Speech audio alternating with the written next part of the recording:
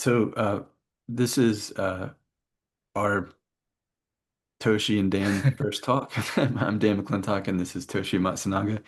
Uh, and we were just chatting about a couple different things. One of them being the excitement around. I mean, we get so excited about this work because it's sort of like it really shakes up the way that people look at addiction, the way that people look at chronic pain, the way that people look at suffering in general. So. Yeah. Yeah, so So I Toshi, was so just suggesting, yeah, because we were talking about this with Scott earlier. We were just suggesting the fact that could it be that's how I felt it. This is a really extreme case. We have to find this out through experiences, of course. But in my experience so far, and this is extreme point, but could it be that if you can feel things consciously, meaning a little reverse inquiries or something sort of inquiry to get to get to the pain, or let's say you have a chronic pain somewhere, yeah, and then if you can manage to feel that consciously, meaning if you can feel it, then it could never be just a physical issues. And that might be the case that we're trying to dig into because pain is pain, but there's something else. And if you can feel something consciously, meaning if you get a reaction when we do reverse inquiry and there's a reaction to the pain, and if you can feel that, it has to be a non-physical thing that's happening, right? So what did I send down in the chat again? Uh, so if you can you feel said things, it could never be physical or it something can't be like that, isn't it? physical. If you can feel it Yeah, consciously, it can never be physical. Yeah. yeah, yeah. Because I guess that's in some cases that sounds very controversial, but if meaning we have to find a way to talk about that part when I say feel, meaning not feel pain as pain, but feeling meaning the sensation and the reaction of your body is giving it to you when we do inquiry. If that's there, we can almost say it cannot be just physical because there's something. Otherwise, we won't be able to feel it. The reason why we feel things because there's something unconscious there, right? And I think we're really on the edge of that through our work, basically. So yeah, Yeah, kind of quite yeah, exciting that way. totally. Totally. You said earlier what jumped out at me was the difference between pain and suffering. And that's like Mm, we're really like focusing on that in KI. And yeah, it is yeah, controversial. I mean, I feel like when we were developing the work and Scott had his spine pain and back pain start to like, rise up, which of course ended up being buried anger he had no idea about that was in his body. The thing that he, br brought to me was, oh, we don't need to bother with that because it's physical. Like the belief, it's physical. And then, like you said, he took the reverse inquiry and he said, just challenge that. And I actually pushed him to challenge it, which kind of triggered him at first. But I just said, just check, just say it's not, it's not physical, right? Or this is emotional. And sure enough, the body just went, and there it yeah, was, Yeah.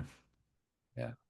And yeah, even as simple as, I don't mind this pain or something. If there's some reaction, yes, if there's a resistance that we're not conscious of, then, you can do something that for you to actually feel. If you contract, there might be something, there's a story attached to the pain.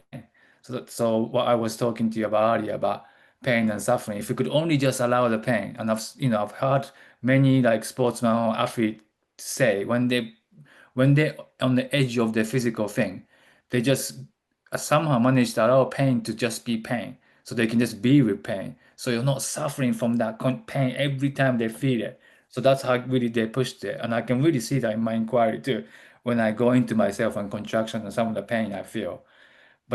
So there's a difference between pain and suffering, because suffering is what we make out the pain to be or the identification of it.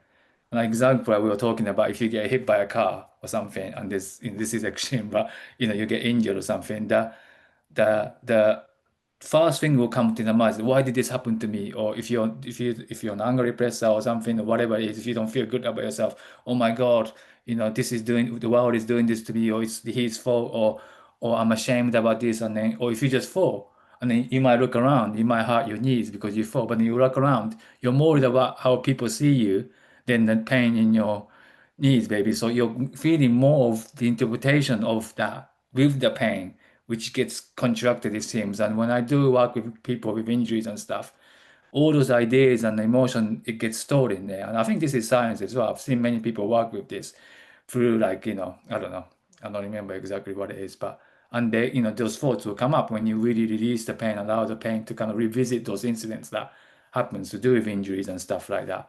So it's it really is about how we perceive pain and how what sort of story does attach to if I hurt myself, then how would my mom see me? How would my friends see me? Or if I have Yeah. pain, how I'm looked at, or how I see people who's injured, or who's all of that plays out unconsciously a lot too. So and then that becomes a story, an identity, and then you can't just be with the pain. You just being Yeah. with all this thing, oh my God, I don't want to feel this because blah blah blah. And you might not be seeing those thoughts. Yeah. You're just in this thing that Yeah. is called suffering, you It's know? the pointer would be, are you feeling the pain or are you suffering about your pain? Right? It's Yeah. like, are you in the suffering? Are you in the thoughts? And that's the, Mm. yeah, I mean, it's really similar to, I just was talking about withdrawal symptoms like an addiction, right? And it's really similar to that where I said it's hard to talk about sometimes because you have to separate out the with withdrawal, especially like separate out the physiological coming off of a substance that just happens. It's like you just kind of coming off of whatever um, drug it is, and then the mental emotional suffering that kicks in during the withdrawal, which makes it just 100 times worse. And like for me, I think about with me many times that I've had to go through withdrawal or whatever, that it's been my um, the buried anger in my system that's creating the belief that I'm withdrawing, that I'm an addict, Mm. that it's going to take me this long to get back to no baseline or back to normal. My neuroplasticity, do you know what I mean? It's like the buried anger is creating all these suffering stories, which just Mm. totally reinforce and make the withdrawal that much worse? Yeah. And So, crazy thing is that we have to do that so that we don't have to feel something still. So even though that feels like a suffering to believe in all of that, but this yeah, part that wants to or have to believe in that to get our needs met so that we don't have to feel something. So I have to keep telling these stories, and that's what the reaction is. If I'm in pain, I don't know anything else but to believe in these thoughts that come to say, "Oh my God, it happened to me again," or "I deserve this," or "I don't deserve this," or "Why am I keep getting having this pain?" All those thoughts that might be really unconscious, but they feel true. So that means if those thoughts feel true, that means I have to identify it. And what is it that is identifying is those programs so that we don't, as long as I'm making a story out of it, I don't have to fully be here and feel something. It will take me out of the pain, but that yeah, it reinforces the suffering almost. So that's a difficult trap, isn't it? We just gonna, yeah. if you can't Well, see yourself that that's your reaction now to pain now. Every time you feel pain, you just go to your mind to do something about it or to deal with it or not to deal with it or to avoid or take something so you don't feel something. All of that plays out.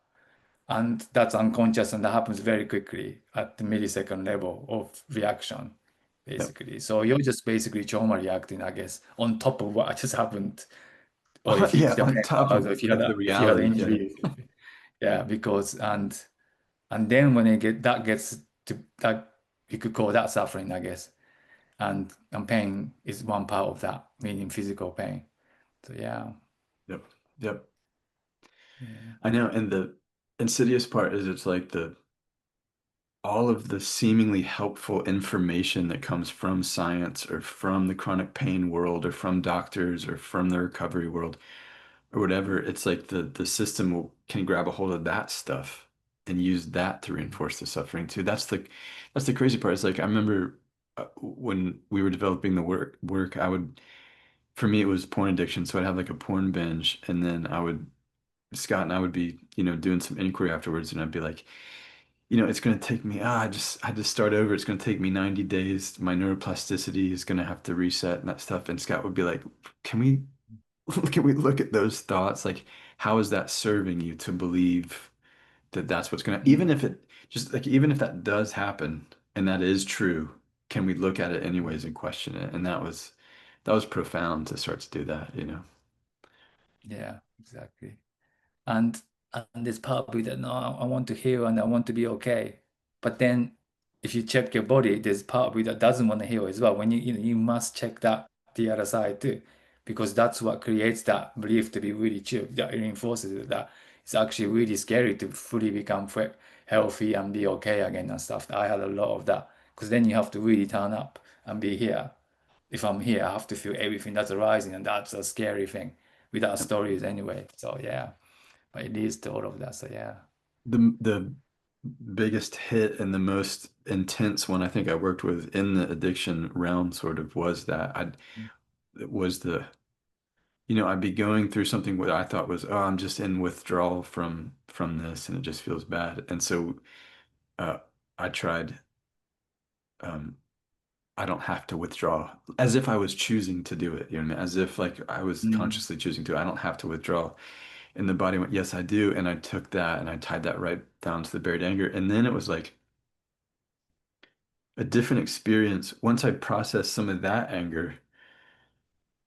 And then the I have to withdraw and I have to suffer in that way. Once that started to die down, then I was left with just kind of the physical kind of bleh of what had happened, but it was just not the same. You know what I mean? It's not the same as that, the mental Yeah, emotional suffering. exactly. So I get so It's excited about this, beautiful. man, because I spent most of my life in that cycle, Mm. whether it was believing I did something wrong, I'm an addict, or I'm recovering and I'm coming out of it, or whatever it was, the good or the positive or the negative beliefs, that was the perpetuation of the suffering. Yeah.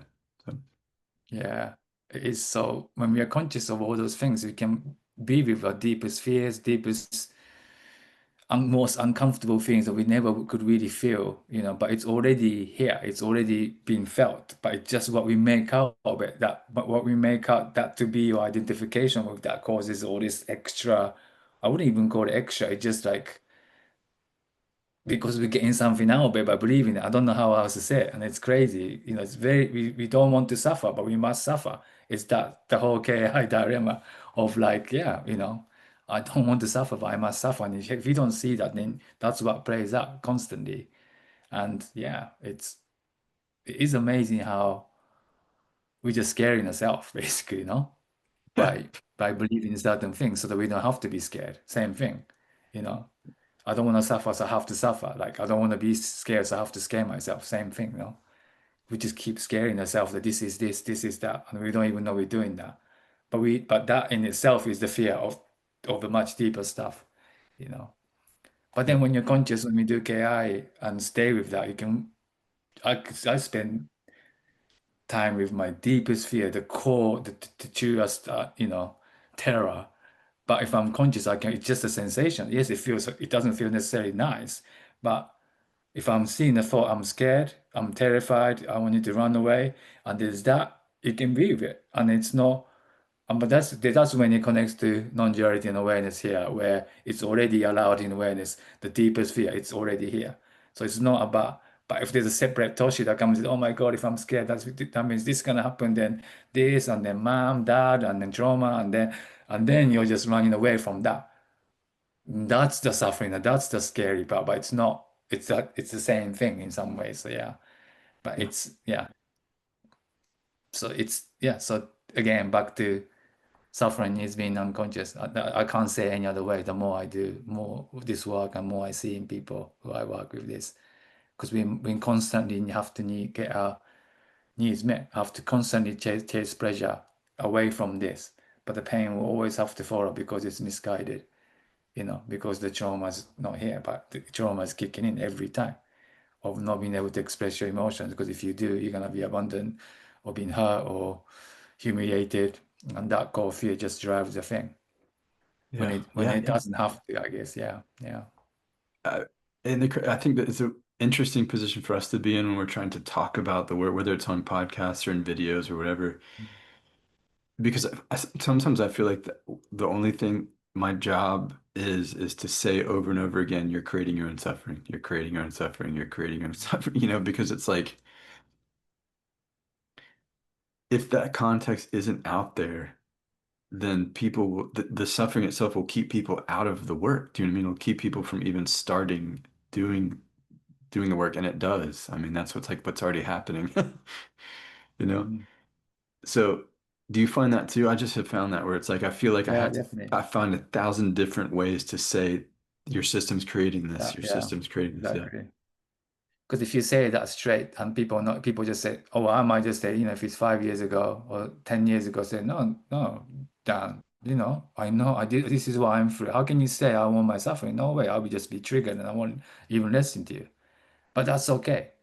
But we're pointing to that reaction. That's all we're pointing to, that reaction that I felt, that the way you triggered me, that you could check, that said, no, Dan, you didn't listen to me.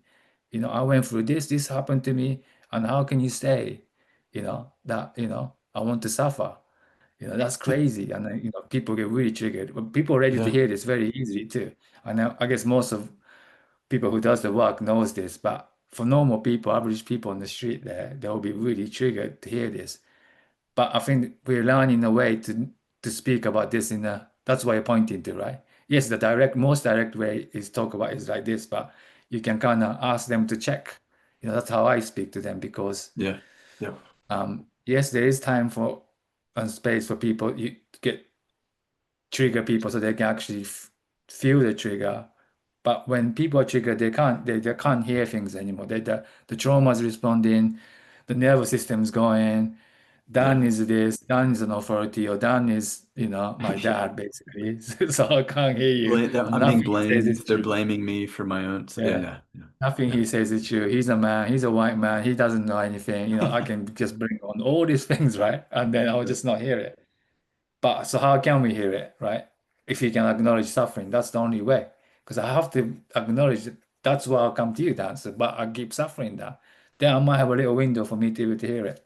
And that's where we get in, right? That's where we have to talk to them, to their suffering, not to them as their reaction and what they're protecting or what they I don't know how you say like front front front bed Yeah. sort of thing. Yeah. Yeah. Yeah, yeah. Totally. Yeah. I know. Yeah. Because It's interesting. everyone's living from that place. Most people on the street, but we have this thing, like, that's how we have to live almost.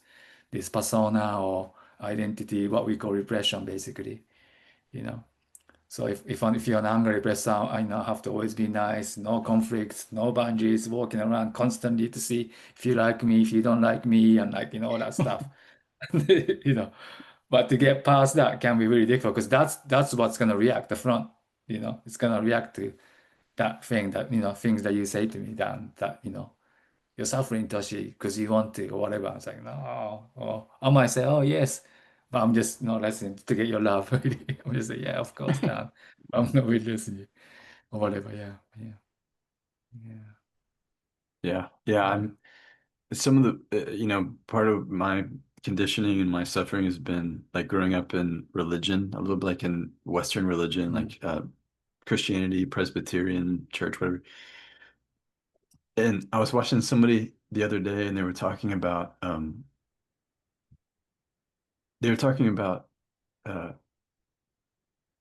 they were Christian and they were, you can tell that they're sort of were in the programming that they've been raised with and all that stuff. But they were saying, um,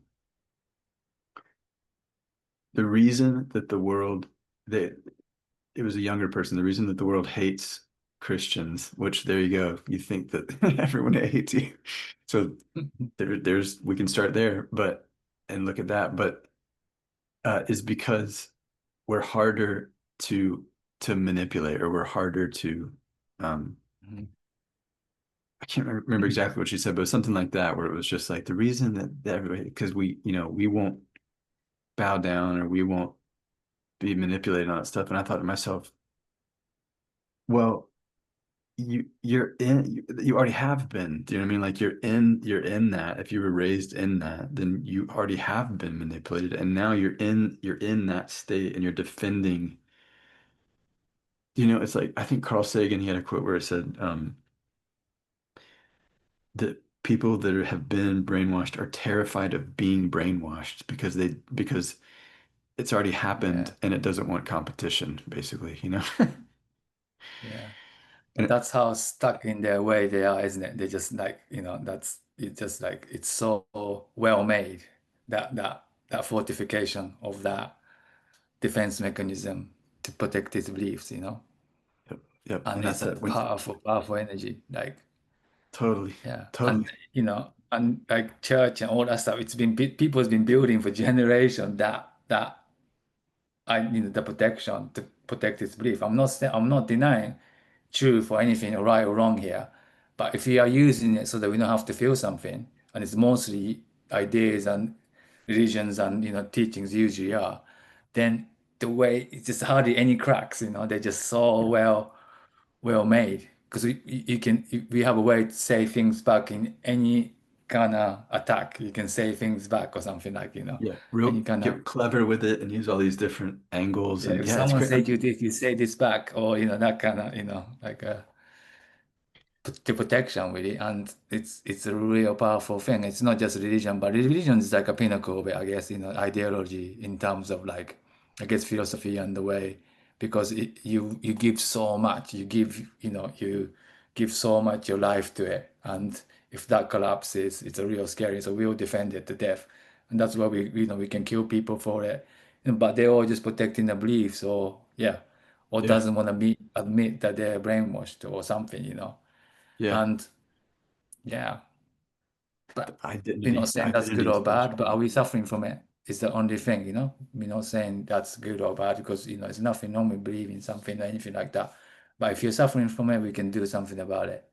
So yeah, it doesn't stop there with just religions. It's just anything like, this happened to me. And, as long as we can stay a victim, Yeah, and yeah. then that becomes the thing that happened to you becomes the religion, or whatever, if we want to call that the religion. It's like whatever worldview or whatever thought system that I'm in, that there's my religion. Yeah. And like you were saying earlier, that's what I'll try to say that the people when we're talking about the work publicly is just like, just check. You don't have to even believe me that this is true, that any of this stuff I'm saying is true, because I wouldn't want you to to just go, oh, he's right and all that stuff. It's like check your body and just see, like, are you using that to stay safe and to get your needs met? Are you in that identity? Like, what are you using it for, you know? Exactly. And I think that's one of the best ways to talk to people, I find, because people are really sensitive if you've been told what to do, or or you just been put on another idea. And people are really sensitive to that if they've been brought up too. So but yeah, all we're asking is just to check your body. Please don't believe us, because then you just make another cult or religion out of us, and we do not want that. And that there's only codependency through that. Yeah. As you know, we've been there, we've done that, we felt that. So, but again, we just, we have the tools to check anything, because I guess say I've been doing this, you've been doing this for a long time. We still have to check because that's how powerful this energy that we must believe something so that we don't have to feel something, is very strong. And but it doesn't feel like you're fixing things or really getting reliefs of healing things anymore. It's just more discovery into yourself more, because those are the things that show you more of myself. And you can start to see this work in that way too. Because it can feel like you're just kind of here to just unpack repression and be free. But while you're doing that, it's more of a discovery and more of an embodiment of actual Dan, as a movement called Dan, and Toshi as Toshi, the way he says things. There's nothing wrong with anything that we do, but can we check that are we doing certain things so we don't have to feel something? That's what we're doing. But in those pockets of things that we do not to feel something, it feels like something that we need to get rid of, or an enemy or something to work on. Yes, you can look at it like that, but it's also an opening to another part of myself that is, I don't know how else to say it when you start to really Yeah. do the work. It's just more of me expands and you move as that big thing, just that all of you more and more.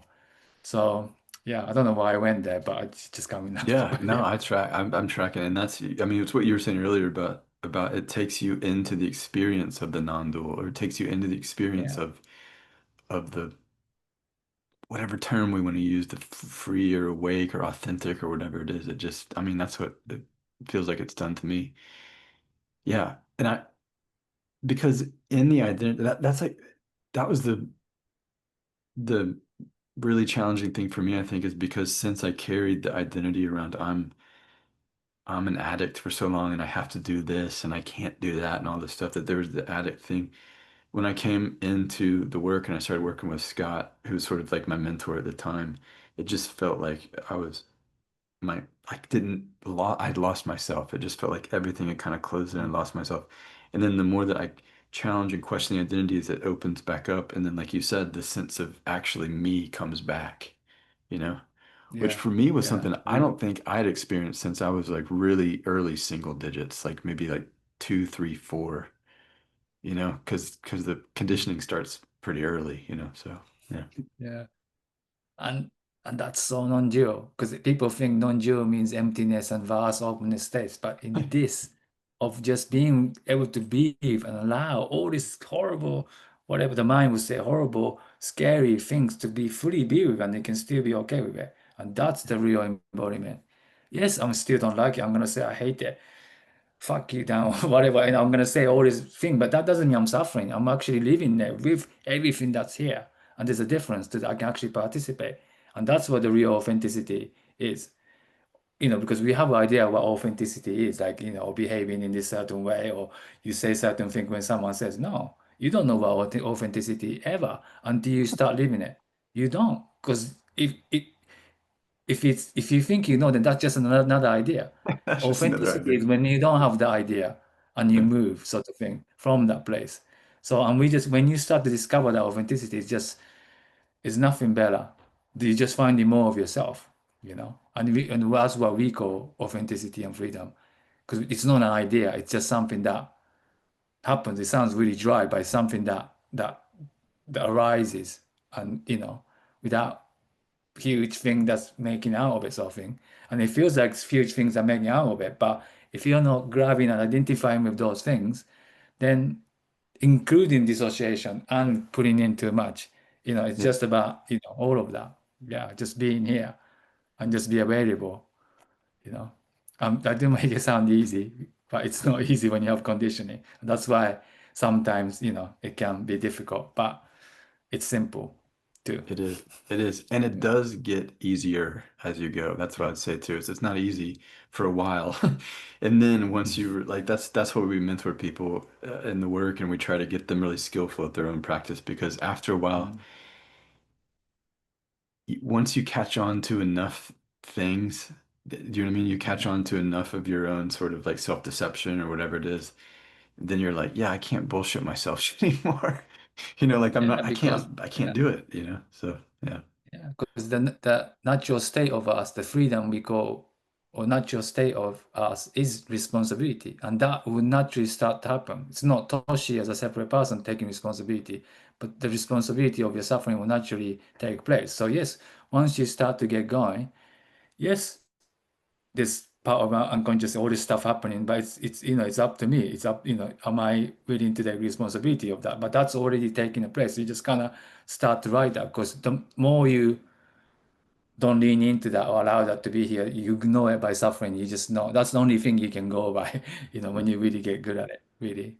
And that's why we have phases in the work, because when in the first phase, you're really learning the tools and it feels like you're just fixing yourself and finding what's wrong with you and all that stuff. But yeah, second phase, third phase, even when you start to express and be here fully, then it's about responsibility and freedom, nothing else. And it's not something that you do as an individual. It's you just need to remember you just have to move out of the way in some ways, and the responsibility and all that will take place. Well, that's my experience anyway, but yeah, more and yeah, more, yeah. yeah, beautiful.